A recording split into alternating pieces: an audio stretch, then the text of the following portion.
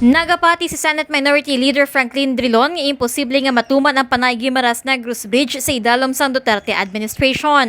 Sa press briefing angon sa Halao River Multipurpose Project 2, ginpatag ni Drilon nga ngitun-an pa sang Export-Import Bank o kun Exim Bank sa South Korea kung pondohan nila ang taytay nga magakonekta sa 3 ka mayor nga isla sa Western Visayas. Ini matapos nga nag-atras ang Chinese government sa pagpondo sa nasambit nga proyekto.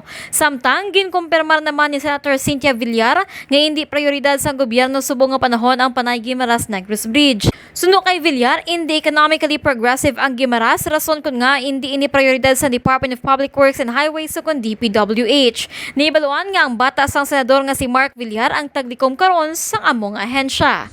Balita nagikan sa probinsya sang Iloilo. Manilin Abaro nagabandera sang matuod nga serbisyo publiko kag kalingawan sa Iloilo, Radyo Bandera.